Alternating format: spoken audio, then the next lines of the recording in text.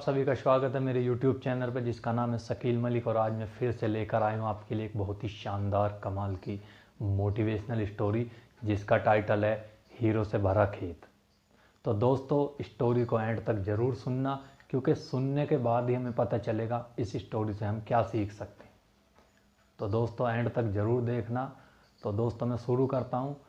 एक हफीज़ नाम का अफ्रीका में एक किसान रहता था और वो काफ़ी संतुष्ट था, यानी कि खुश था। और खुश इसलिए था कि वह संतुष्ट था, और संतुष्ट इसलिए था कि वह काफ़ी खुश था।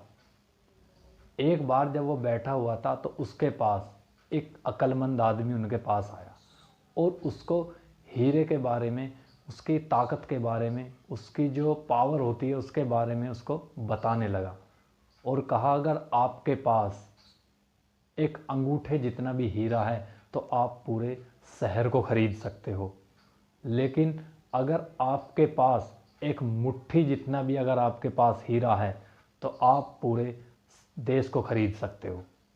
और इतना कहने के बाद वो अक्लमंद आदमी वहाँ से चला जाता है। और जाने के बाद जो हफीज़ था वो काफ़ी बेचैन हो चुका था, वो पूरी रात सो नहीं सका और उसने सुबह उठते ही अपने खेत को बेचने की और अपने परिवार की हिफाजत के लिए तैयारी कर ली और हीरो की खोज में निकल पड़ा। और उसने पूरे अफ्रीका में हीरो की खोज की, लेकिन उसको कहीं पर भी हीरे नज़र नहीं आए।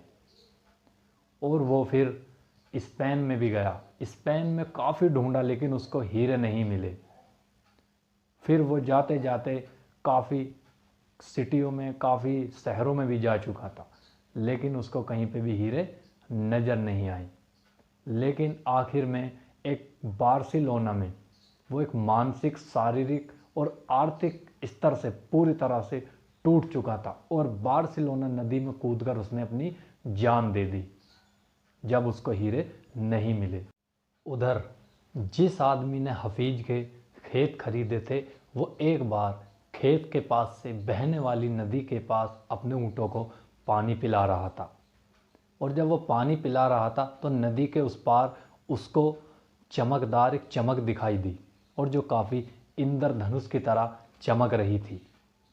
और वो उधर जाने के बाद वहाँ जाकर देखा तो कुछ वहाँ पर पत्थर की तरह जो पत्थर थे वो एक बिल्कुल चमक रहे थे।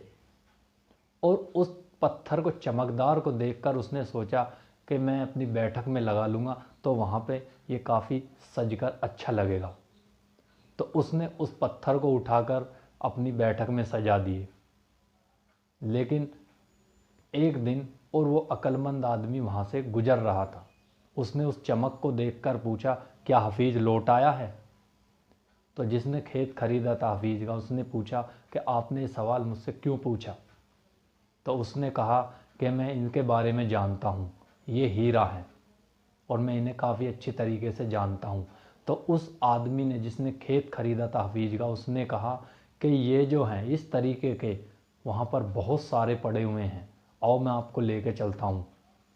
तो वो अक्लमंद आदमी जिसने हफीज़ का खेत लिया था उसके साथ चल दिया और नदी के पास जो बहुत सारे वहाँ पर इस तरीके के पत्थर पड़े हुए थे उन्हें उठाए और उन्हें जांचने परखने के लिए सिटी, अपने शहर पास के नज़दीक में भेज दिए। और जब उनकी जांच होने के बाद पता चला तो वो हीरे ही निकले। तो दोस्तों हमें इस कहानी से यही शिक्षा मिलती है, जब हमारा नज़रिया सही होता है तो हम हीरो से भरे हुए खेतों में चल रहे होते हैं, लेकिन हमें उनको कहीं और तलाश करने की ज़रूरत नहीं है। जहाँ पर भी हैं हम उनको वहीं पर तलाश कर सकते हैं। और जिन्हें मौक़ों की पहचान नहीं होती है उन्हें मौक़ों का खटखटाना ही शोर लगता है।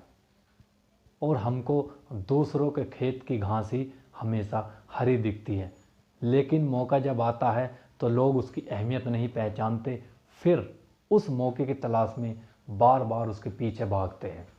इसलिए सही वक्त पर लिया गया फैसला ही बेहतर और बदतर हो सकता है, लेकिन गलत समय में अगर सही फैसला भी ले रहे हो तो वो भी फैसला गलत साबित हो सकता है। तो दोस्तों, आपको स्टोरी कैसी लगी आप कमेंट्स बॉक्स में ज़रूर बताएं।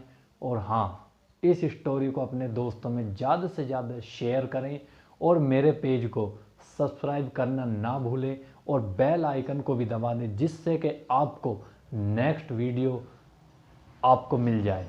तो दोस्तों, पेज को सब्सक्राइब करना ना भूलें और स्टोरी को सुनने के लिए आप सभी का थैंक यू।